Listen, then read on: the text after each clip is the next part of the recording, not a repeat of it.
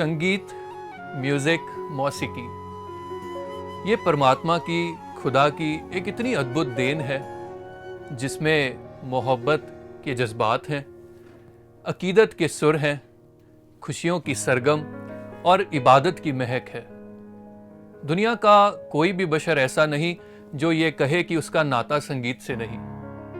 माँ की लोरी में, बच्चे की किलकारी में, पिता की थपकी में, हर जगह तो है संगीत। और यही संगीत जब खुदा की नहीं, खुदा से बात करने का माध्यम बन जाए तो ये रूहानियत को जन्म देता है। और इसी रूहानियत से सजी ये महफिल, जिसका नाम दिया गया महफिल-ए-रूहानियत, जिसका आगाज एक वीडियो ऑडियो प्रोग्राम के रूप में आज होने जा रहा है। इसमें सुर होंगे, साज होंगे, आवाज होगी, अल्फाज होंगे और सबसे ऊपर वो परवाज होगी जो एक भगवान की भक्त को देन के रूप में मिलती है। यही परवाज हमारे मिशन की अनेकों अनेक कवि महात्माओं को, गीतकारों को उनकी कलम के रूप में सदगुरु के आशीर्वादों से हमेशा ही मिलती रही। ऐसे अनेकों अनेक काव्य रचनाएं और भी कितने ही संगीत से भरे नगमे जिनको हमने सालों साल से गाया भी, सुना भी, गुनगुनाया भी और आनंद भी प्राप्त किया। और उसी लड़ी में ऐसे कितने कितने गीत रहे जिनको हम सत्संग में गाते रहे, जाने अनजाने, लेकिन जब वो बनाए गए तो वो कुछ फिल्मी धुनें थी। और वो कारण बना कि आज तक निरंकारी मिशन के किसी भी प्लेटफॉर्म पर वो ऑफिशियली रिलीज नहीं हो पाए। फिल्मी धुनें थी। आज की दुनिया, आज की टेक्नोलॉजी, तो कहीं कॉपीराइट इश्यूज, तो कहीं कोई और कारण। तो उसी सब को ध्यान में रखते हुए सदगुरु माता जी का, वक्त के मसीहा का ये एक आशीर्वाद आया कि क्यों ना मिशन के जो ऐसे नौजवान हैं जो म्यूजिक के साथ जुड़े हैं, क्यों ना उनकी सेवाओं को साथ लिया जाए और उन्हीं नगमों को, उन्हीं रचनाओं को जो उन पुरातन महात्माओं की कलम द्वारा लिखी गई, उन्हीं को एक नया रूप देकर के पेश किया जाए। और बन गया रूप महफिल-ए-रूहानियत का।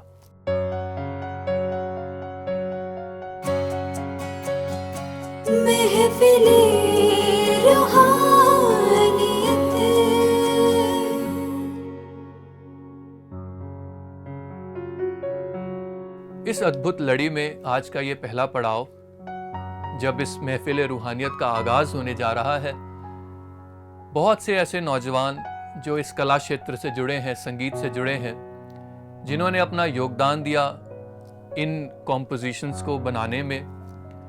दोबारा से ये जो गीत रिकॉर्ड हुए हैं, जो हम सभी के साथ साझा किए जाएंगे, इनको हमारे सामने लाने में।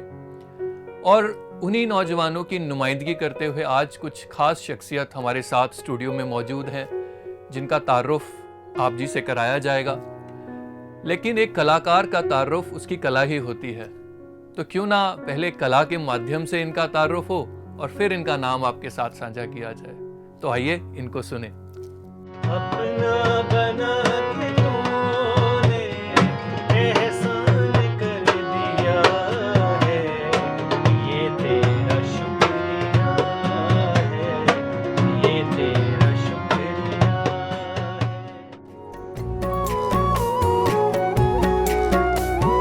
दुनिया है ऐसा सागर जिसमें भरम भरा है, दुनिया है ऐसा सागर जिसमें भरम भरा है, उलझन है हर कदम पर ऐसा ये रास्ता है। तेरी रहमतों ने आकर, तेरी रहमतों ने आकर हमको बचा लिया है, ये तेरा शुक्रिया है, ये तेरा शुक्रिया है। अपना बना के तूने एहसान कर दिया है, ये तेरा शुक्रिया है, ये तेरा शुक्रिया है। ये रचना जिसको अभी हमने श्रवण किया, आदरणीय प्रीत निहाल जी की कलम से लिखी गई, और ये जो नया रूप जो आपके सामने पेश किया गया, इसी नए रूप से जुड़े हुए ये नौजवान जिनको हमने सुना भी और आज हमारे साथ हैं, बारी बारी से मैं इनका तारुफ आप सभी से कराता हूँ। हमारे बीच डॉक्टर विनोद गंधर्व जी, जो कि प्रोफेशनली पीएचडी इन म्यूज़िक, और आज तो सच्चे पातशाह ने बख्शिश की है जो हमारा निरंकारी स्टूडियो है, वहाँ पर अपनी सेवाएं लगातार सालों साल से अर्पित कर रहे हैं। उसके अलावा म्यूज़िक कंपोज करते हैं, डायरेक्ट करते हैं, अरेंज करते हैं, संगीत की दुनिया में जी रहे हैं, सांस ले रहे हैं और पूरी तरह से संगीत में घुले मिले हैं। विनोद जी, आपका बहुत बहुत स्वागत है।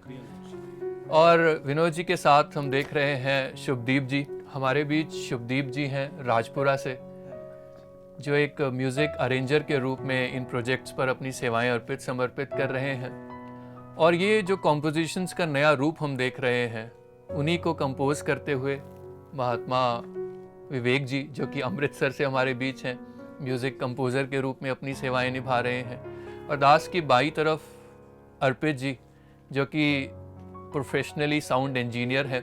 जितनी भी सेवाएं इस प्रोजेक्ट से जुड़ी हुई मिक्सिंग की निभा रहे हैं, वो हैं अर्पित जी। ये शब्द भी अपने आप में हमारे लिए नए हैं, music arranger. What is music arrangement? तो ये प्लेटफॉर्म, ये कार्यक्रम दिया ही इसलिए गया ताकि हम वो बारीकियां समझ पाएं संगीत की और आनंद ले पाएं इन नगमों का इस नए रूप में। और ये सिर्फ नुमाइंदगी हो रही है ऐसे अनेकों अनेक नौजवानों की, जो ना केवल भारत की विभिन्न प्रांतों से जुड़े हैं, बल्कि समस्त विश्व से इस प्रोजेक्ट में, सदगुरु के इस विजन में हमारे साथ जुड़े हैं।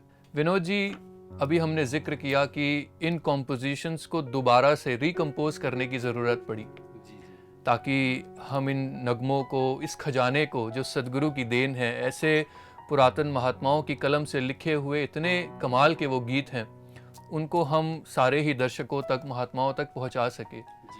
क्या ज़रूरत पड़ी इस रिकम्पोजिशन की? क्या हम ओरिजिनल धुन नहीं यूज़ कर सकते थे?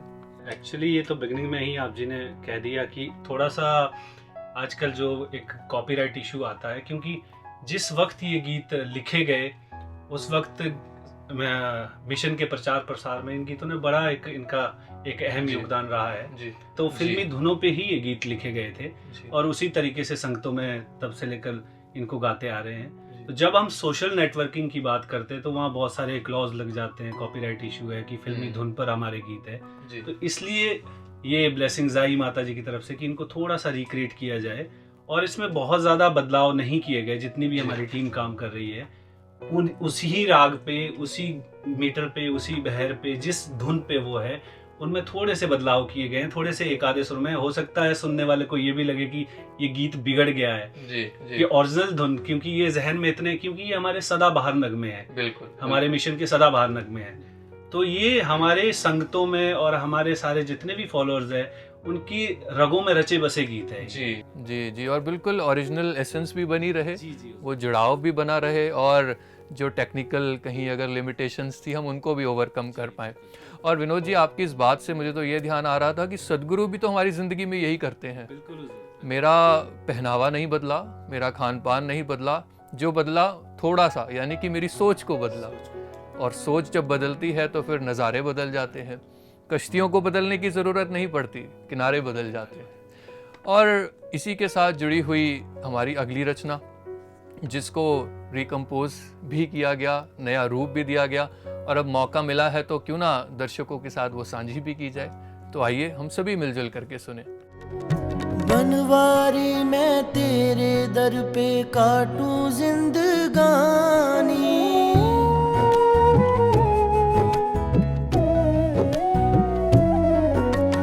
बनवारी मैं तेरे दर पे काटूं जिंदगानी, मेरे सतगुरु कर दो ऐसी मेहरबानी, मेरे सतगुरु कर दो ऐसी मेहरबानी, हर दम हो तेरे दर पे बसेरा, यूं बीत जाए जीवन मेरा, हर सांस में हो सिमरन तेरा, यूं बीत जाए जीवन मेरा।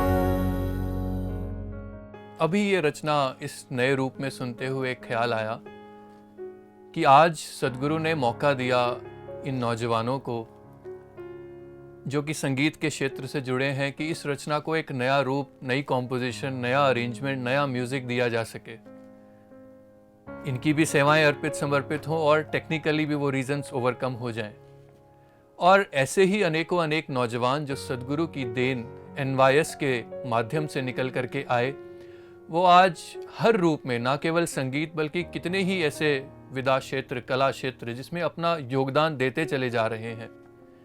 शुभदीप जी, आपका भी कुछ ऐसा ही अनुभव रहा है, एक्सपीरियंस रहा है NYS से रिलेटेड? जब आपको भी मौका मिला तो क्यों ना आप भी श्रोताओं के साथ, दर्शकों के साथ वो साझा करें। जी बिल्कुल, जैसे कि हम जानते ही हैं कि सदगुरु की कृपा से ये NYS हुआ जी। तो जो यूथ के लिए सबसे बड़ा एक प्लेटफॉर्म मिला कि यूथ भी आगे आए, जी। अपनी कला का प्रदर्शन कर सके। जी। तो दास कोर टीम के महात्माओं को भी एक मौका मिला लाइव बैंड परफॉर्म करने का। अच्छा और जी। शायद निरंकारी मिशन में ये पहली बार हुआ कि लाइव रॉक बैंड परफॉर्म हुआ किसी भी जगह पर। जी। तो ये सदगुरु की कृपा से ही है और हमारी पूरी टीम उसी के दौरान ही फॉर्म हुई सारी। जी। और हम एक दूसरे को जानते नहीं थे, NYS से जानना स्टार्ट किया जी। तो सेवाएं भी इसी रूप में स्टार्ट हुई।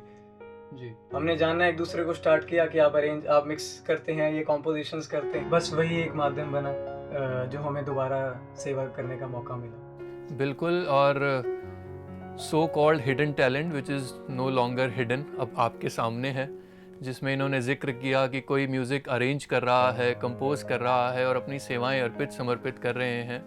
तो डॉक्टर विनोद जी, मैं बाकी सारे श्रोताओं को भी साथ लेकर के आपसे ये एक सवाल पूछना चाहूँगा। ये जो टर्म है म्यूज़िक अरेंज करना और म्यूज़िक डायरेक्ट करना, इनमें क्या डिफरेंस होता है, किस तरह से ये अलग हैं? थोड़ी टेक्निकल डिटेल्स हमें दें। एक्चुअली सबसे पहले अगर हम एक गीत के एक किस तरह से वो बनता है उसके अगर स्टेप्स की बात करें तो सबसे पहले लिरिक्स है। लिरिक्स बने उसके बाद कॉम्पोजिशन बनती है। कॉम्पोजिशन के बाद फिर हम डिसाइड करते हैं कि इस कॉम्पोजिशन की क्या राइम स्कीम होगी। इसका एक्चुअली कोई भी सॉन्ग एक जीता जागता जैसे आदमी होता है, जैसे आदमी का एक कौन सी ड्रेस इस पे सूट करेगी, इसको कोट पहनाना है, टाई पहनानी है, वैसे ही सॉन्ग को एक डिजाइन किया जाता है, सजाया जाता है। वही म्यूजिक अरेंजमेंट है कि इसमें कौन से इंस्ट्रूमेंट हमने डालने हैं। फिर ये डिसाइड करना होता है कि इसमें क्या ट्रीटमेंट देना है, इसको थोड़ा कंटेम्प्रेरी हमने बनाना है या इसको प्योर इंडियन फील इसको देना है, या डिवोशनल है तो उसमें कौन से इंस्ट्रूमेंट जा सकते हैं उसमें, वो भी उसको कैटेगराइज करना होता है। तो वही सब म्यूजिक अरेंजमेंट है।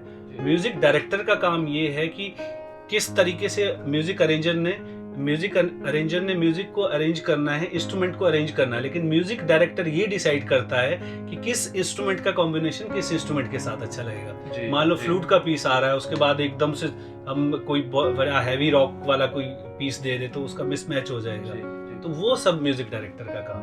बिल्कुल बिल्कुल। और एक हार्मनी भी बनी रहे, संगीत कानों को, दिल को, रोम रोम को अच्छा भी लगे, सुनने वाला भी आनंद ले पाए, गाने वाला भी आनंद ले पाए। तो सारा ही ये सेवा, ये जो सारे नौजवान, जो परमात्मा की ये देन, सदगुरु का एक नायाब तोहफा जो इनको मिला है और हम सभी को मिला है।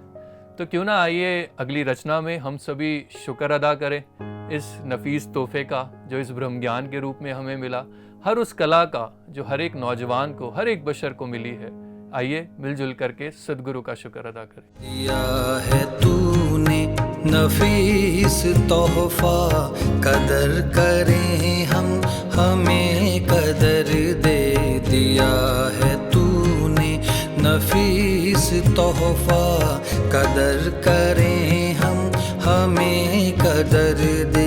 समझ सके हम तुझे खुदाया, हमारी नजरों को वो नजर दे। दिया है तूने नफीस तोहफा। महफिल रूहानियत के आज इस पहले पड़ाव में हमारी चर्चा जारी है। हमारी ये कुछ अजीम शख्सियत जो हमारे साथ बैठी हैं।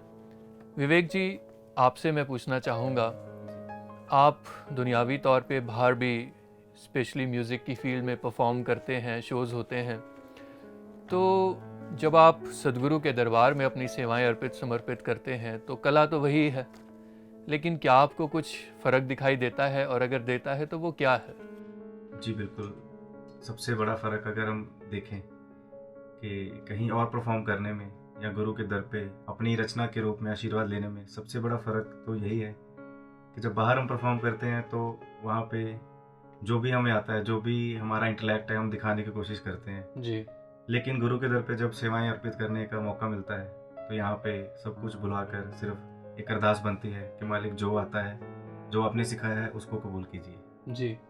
अर्पित जी, आपका क्या कहना है इस बारे में? जी, दास का ध्यान यहाँ तक जाता है कि जैसे बाहर अपने आप को गंवाने की कोशिश की जाती है, जी। यहाँ पर अपने आप को गंवाना ही है। वाह वाह। और मुझे ना बहुत साल पहले की एक बात भी ध्यान आती है। एक एनुअल समागम पर ही ग्रीन रूम में एक चार्ट पेपर पर एक पंक्ति लिखी थी, और ऐसा लगता है वो सारे ही भक्त कलाकारों के लिए, उन सारे ही महात्माओं के लिए जो किसी न किसी रूप में कला से जुड़े हैं। वहाँ लिखा था कि कला को भक्ति पर हावी ना होने दें, कि कला हो लेकिन बस सदगुरु बाबा जी की वो बात, नाव में एक जो यात्री बैठा है वो सफ़र तय करेगा उस पानी की बॉडी पर, वाटर बॉडी पर ही करेगा, लेकिन बस ध्यान इतना रखेगा कि वो कश्ती जो है वो हमेशा पानी के ऊपर रहे, वो पानी कभी कश्ती के ऊपर ना आने पाए। बस वो एक समन्वय, वो एक संगम, वो विवेक जो सदगुरु ने दिया है, उसी का सहारा लेकर के हमने आगे बढ़ना है। आइए, अब समय हो चुका है कि हम अगली रचना भी आपके साथ रिवील करें, साझा करें, जिसको एक नया रूप दिया गया है। रचना हमने कितनी बार सुनी, गाई, लेकिन आज इस नए रूप में पहली बार आपके सामने। तेरी रहमतों का बयां करूं, वो जुबान नहीं मेरे पास है। तेरी रहमतों का बयां करूं, वो जुबान नहीं मेरे पास है। तो गुणों की खान है सतगुरु, अवगुण भरा तेरा दास है। तेरी रहमतों का बयां करूं।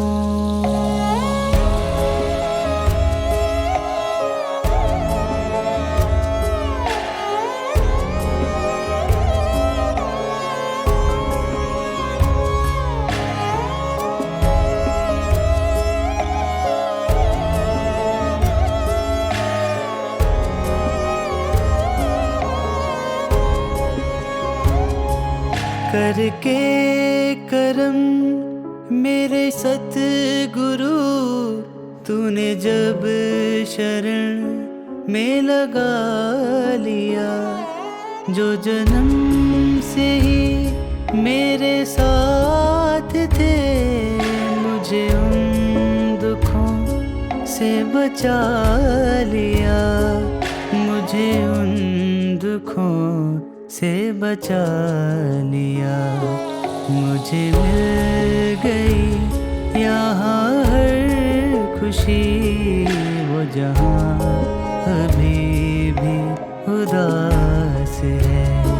तेरी रहमतों का बयां करूं, वो जुबान नहीं मेरे पास है।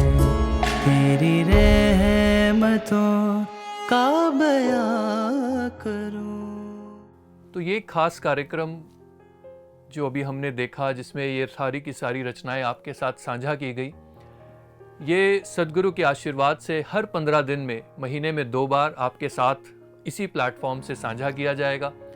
ऐसी अनेकों अनेक रचनाएं, गीत आपके सामने लाए जाएंगे, और उन्हीं गीतों से जुड़े हुए कुछ ऐसे पुरातन महात्मा जिन्होंने वो गीत लिखे हैं, गाए हैं, या किसी न किसी रूप में जुड़े हैं, उनके साथ भी हम रूबरू होंगे।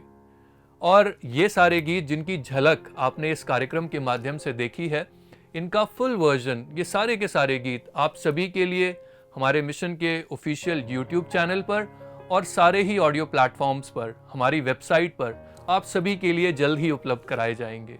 तब तक के लिए आइए हम सभी सारी कायनात के लिए परमात्मा के आगे अरदास करें इन नौजवानों के माध्यम से, इस रचना के माध्यम से, जो बहुत ही खास रूप से री रिकॉर्ड की गई है, रिकम्पोज की गई है।